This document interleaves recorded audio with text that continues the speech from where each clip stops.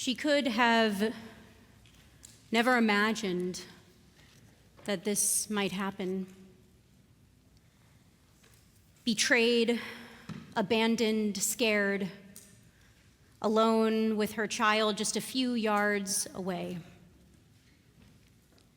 She had done everything she could to keep him alive, everything she could to keep them both safe.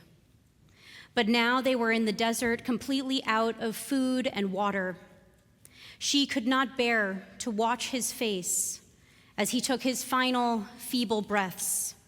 How could this have happened? She had been a lady in the king's palace in Egypt before Abraham entered her life. Everyone knew Abraham, even the king. He was a man of influence, the founder of a faith. People would say, better to be a servant in the house of Abraham and Sarah than to be a lady even in the house of the king. So Hagar became their maidservant, and Sarah and Abraham welcomed her into their home with care, just as they had done for countless strangers. Their tent was always open. Later, when Sarah could not conceive, she asked Hagar to carry on Abraham's bloodline. Hagar agreed, and her son Ishmael was born. But soon, Sarah grew jealous of the boy and demanded that Hagar and her son be cast out.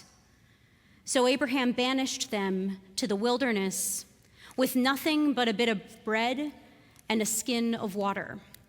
His own son and the mother of his child would certainly die out there. What would become of them? How could Hagar keep going? How could they survive? Betrayed, abandoned, scared, alone. We, after this year, know these feelings all too well. We who have been making our way through a world that has become a wilderness. We who are seeing the rise of political violence while the pillars of our democracy crumble in slow motion. We who hear the divisive rhetoric of our politicians stoking fear rather than trust in us and in our fellow Americans. It is harsh, hospitable, inhospitable here in the wilderness, where we still ache from the unhealed wounds of October 7th, where we have seen and felt the rise of anti-Semitism and xenophobia throughout the world and even in our safe haven of Scarsdale, where the lines that divide us as Jews have seemed to become craters, where we still feel helpless to save our hostages, helpless to bring about an end to the killing of innocents and the war in Gaza, and helpless in the face of the chaos and despair swirling around us. If each of these national and global issues are not consuming our conversations, they are certainly consuming our minds. Across the country, mental health professionals have reported that since the beginning of 2025, politics come up in nearly every session. Even if it's not the main topic, it is the unavoidable backdrop. The chaos and confusion sown into our hearts is no longer just about our family dynamics, but about how politics have shaped our conversations around the dinner table. We are no longer solely preoccupied at work by issues of performance expectations, but also by the political leanings of our coworkers and bosses. In a sense, each of us is Hagar, steeped with confusion and chaos, despair and disillusionment. And we return to the question, how will we survive? In her most helpless and helpless moment, Hagar explodes in tears. "Let me not look on as my child dies." And then something amazing happens. a messenger of God calls to her, and it is in the messenger's words where we find our answer. The heavenly messenger blesses Hagar and her son. "What troubles you, Hagar?" says the angel. "Fear not, for God has heeded the cry of the boy where he is. Come, lift up the boy and hold him by the hand, for I will make him a great nation." It is this act of blessing that cuts through the blurriness of Hagar's fear and despair. With the words of the messenger of God, the Malach Shel Shamayim, Hagar's perspective shifts, and though her feelings of betrayal and abandonment do not subside, they no longer overwhelm her. Instead of giving in to the helplessness of the moment, Hagar is able to take another step. The messenger's blessing puts her back in the driver's seat, and Hagar suddenly knows that she is capable of moving forward. And in the very next line of Torah, we read, "Her eyes were opened, and she saw a well." Not only is Hagar able to take that next step, but she sees a path that is life-saving and life-affirming. We learn from this Torah that the antidote to paralyzing fear is blessing. The antidote to loneliness is blessing. The antidote to despair is blessing. Now, we may believe that blessings come only from God, and for good reason. In the Torah, we read that God, or sometimes an angel speaking on behalf of God, is the one doing the blessing. God blesses Abraham, promising that his descendants will be as numerous as the stars in the sky and the sands on the shore of the sea. God blesses Rebekah with the premonition that 2 nations are in your womb. God blesses Jacob with the name Yisrael, the one who wrestles with God. In Torah, God blesses and blesses and blesses, but God isn't the only one with the ability to bless. Whenever we say the 3 words, Baruch Atah Adonai, perhaps the most common Jewish practice of all, it is in fact we who bless God. And it does not stop there. Not only does Judaism empower us to bless God, but it empowers us to bless each other. In fact, it's incumbent on us. It's required. Our tradition insists on it. Blessing is baked into the very core of our tradition, Shabbat. Every single Friday night, after we have said the blessings over the candles and the wine, the next blessing that Jews have said for millennia is not over the challah. It's over their children. Parents rise from the table and put their hands on their children's heads and say, "May God make you like Ephraim and Manasseh. May God make you like Sarah, Rebekah, Rachel, and Leah." And then we bestow upon them the oldest blessing of our tradition that comes directly from Torah, Birkat Kohanim, the priestly blessing. Yevarechecha Adonai v'yishmerecha, may God bless you and keep you. Ya'er Adonai panav elecha v'chuneka, may God's light shine upon you and may God be gracious to you. Yisa Adonai panav elecha v'yasem lecha shalom, may God's face be lifted up toward you and may God grant you peace. And blessings are not only reserved for our children. When we haven't seen a friend in a long time, we say, Baruch atah Adonai mechayei hametim, thank God that you have been revived, literally, that they have come back to life as if resurrected before our very eyes. On the day of her wedding, a bride is encouraged to bless each and every one of her guests.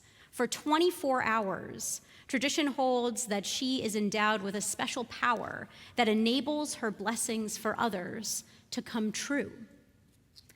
On our Hebrew birthdays, the medieval Kabbalists, the great mystics of our tradition, tell us that this is precisely the time to channel all of that excitement for being 1 year older into the act of blessing those around us, sending our inner joy out into the rest of the world.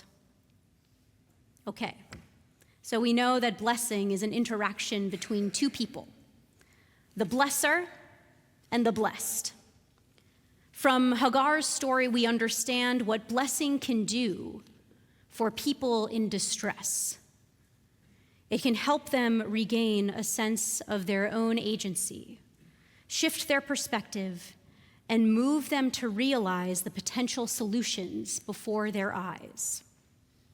When a person is blessed, they are reminded that they are not alone in this world, that someone, even just one person, is thinking of them.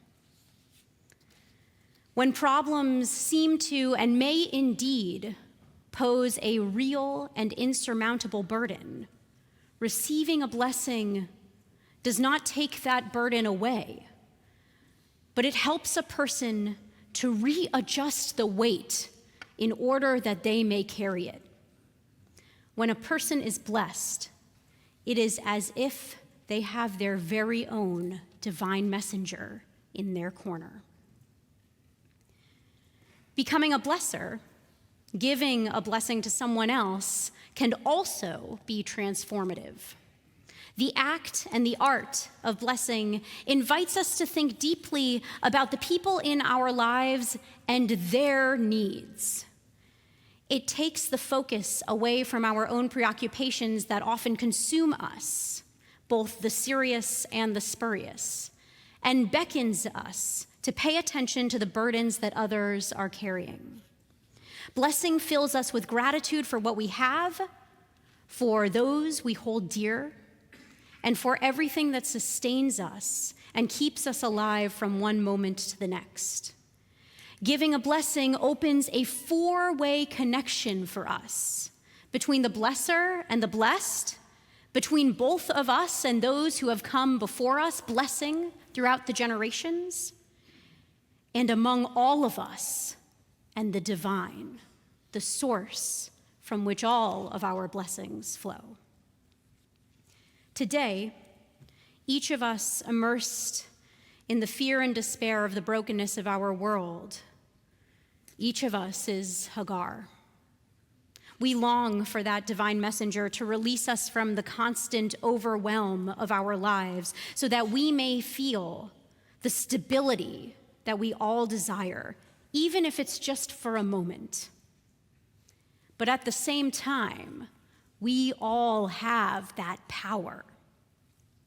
With just a few intentional, well-chosen words, each of us can become that messenger of God for someone else. Tonight, as you entered the sanctuary, a postcard was waiting for you at your seat. Take a moment to locate that postcard.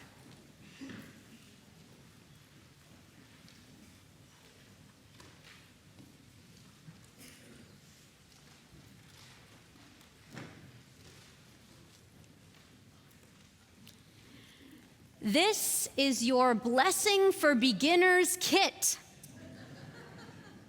your launch pad for becoming a blesser. And the blessings offered here serve as a place to start. The first of the three blessings you'll find in your starter kit is the one we already mentioned. This is the traditional blessing passed from one generation to the next generation around the Shabbat dinner table. It reads, Yisimcha Elohim ke'Ephraim v'chimnashe. May God make you like Ephraim and Manasseh. V'simech Elohim keSarah, Rivka, Rachel, v'Leah. May God make you like Sarah, Rebecca, Rachel, and Leah. Growing up, this moment of Shabbat blessing was extremely meaningful to my parents. Before dinner officially began, they would attempt to put their hands on the heads of their 3 squirming children in their seats and bless us. When I went off to college, my parents would often call me on a Friday afternoon, or I would call them, before Shabbat set in, to bless me, creating a spiritual tie across the state. When I moved to New York and hosted them for Shabbat dinner, they would become sad and even hurt when I, at 22, having no children of my own, casually skipped over the blessing for the children. But I did not fully comprehend the impact of this blessing until Miranda joined my family for a few Shabbat dinners. One night, my father extended his hand to embrace Miranda in our family as well.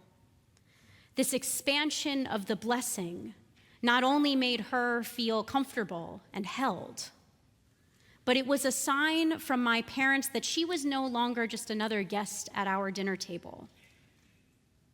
She was their own.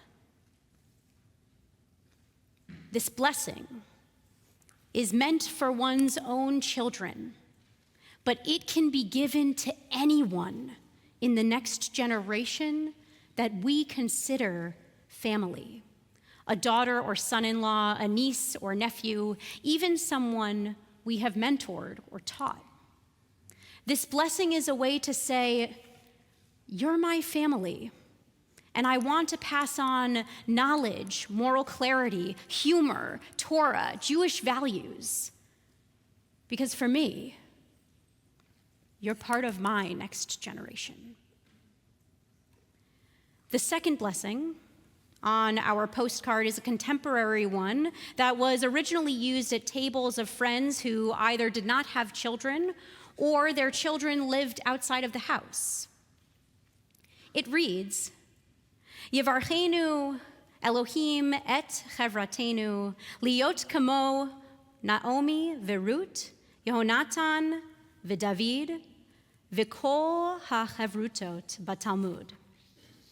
May God bless our friendships to be like that of Naomi and Ruth, Jonathan and David, and all of the study partners throughout the Talmud. The first time I heard this blessing, I was at the home of my friend Alan, a man in his 60s who never married nor had children.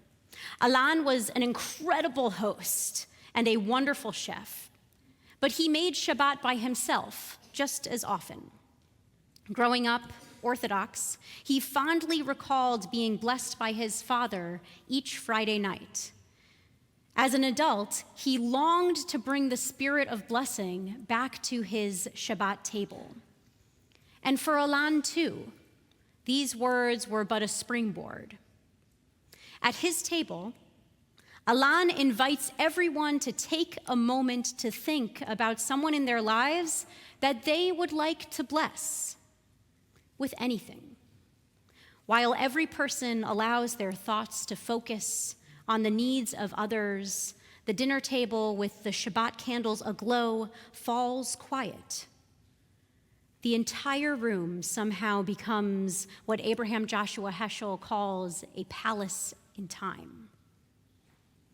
After a moment of conjuring up our hopes and wishes for those in our lives, Alan invites each person to share their blessing, their bracha, at the same time.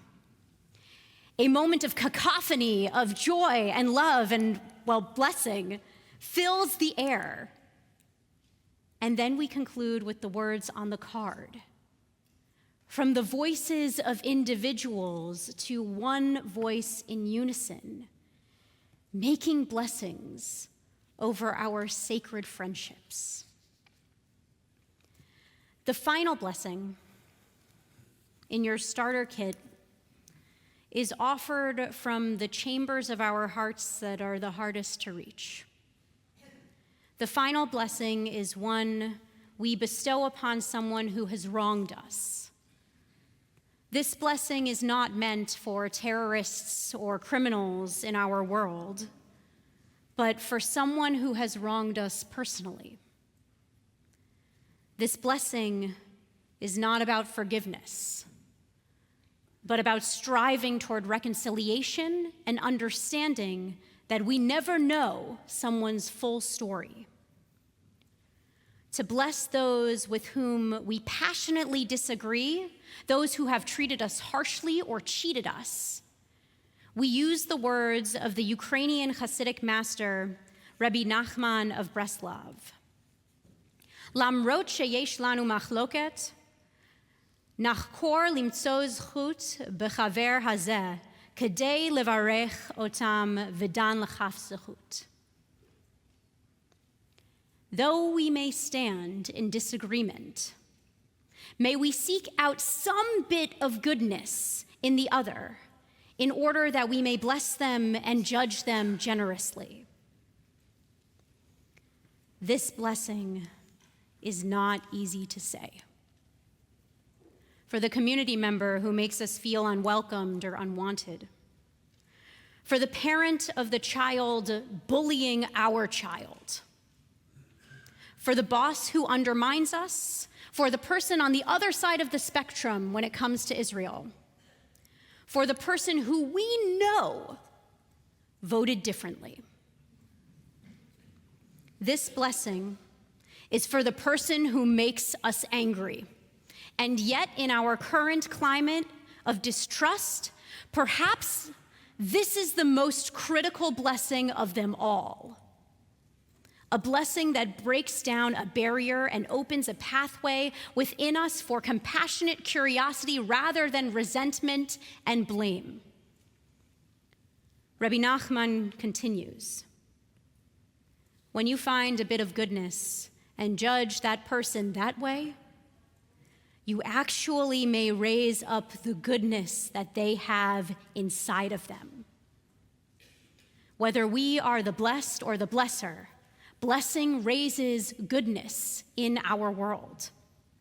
When we bless, we leave behind the chaos, the overwhelm, the disillusionment, and we return to that goodness within, to who we are meant to be, to the best versions of ourselves. Now, all of us know that blessing is not going to solve all of the world's problems.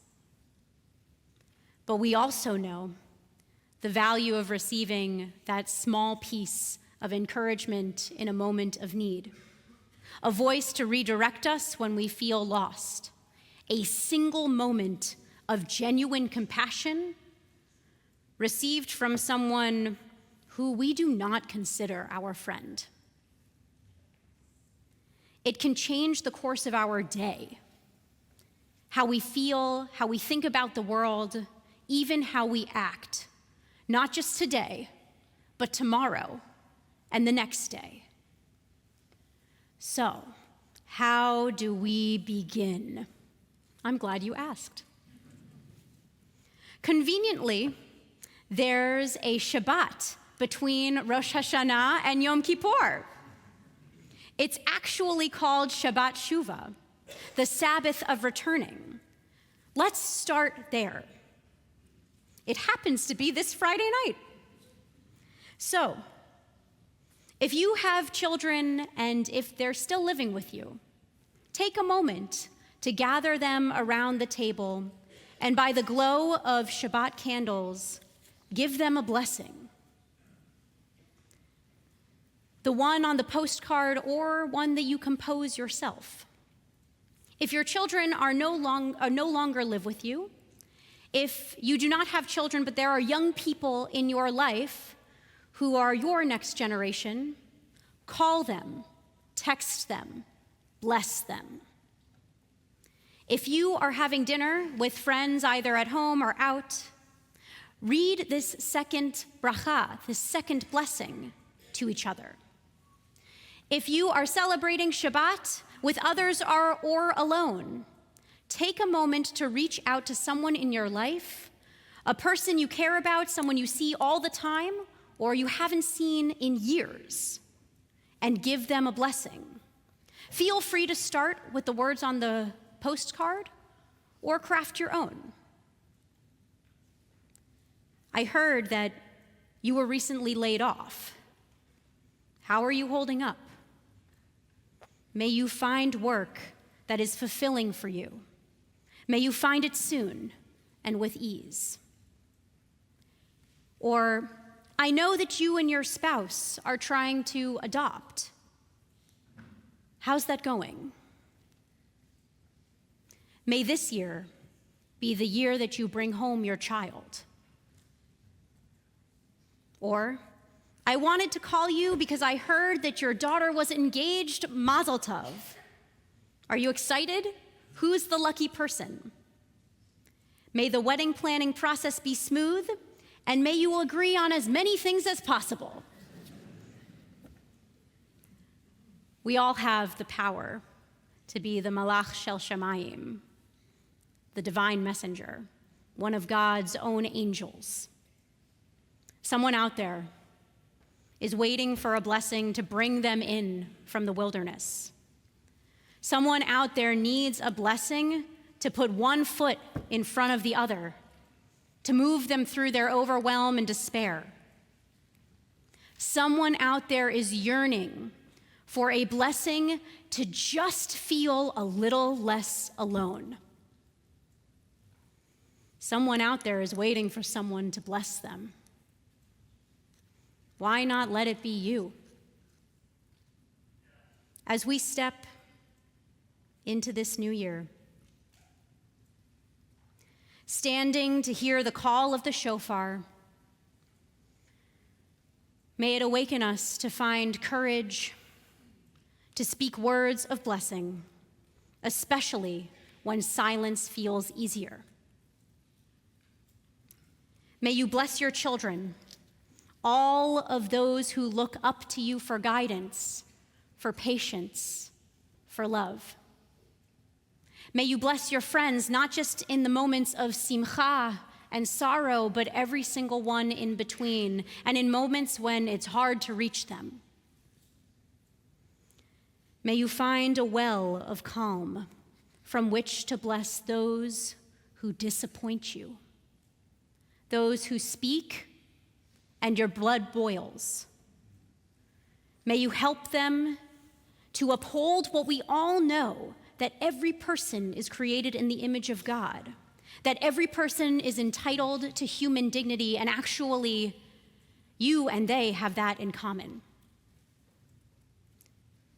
May you be someone who listens for the cry, like the angel who heard Hagar in the wilderness. May your eyes be opened to what others cannot yet see, the well, the way forward, the next small step.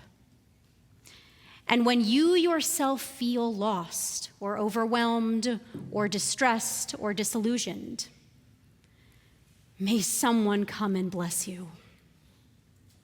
May their words raise up the goodness inside of you. May their words help you return to who you really are.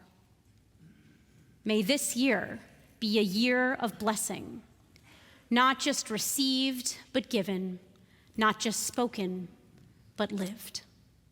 Shana Tova.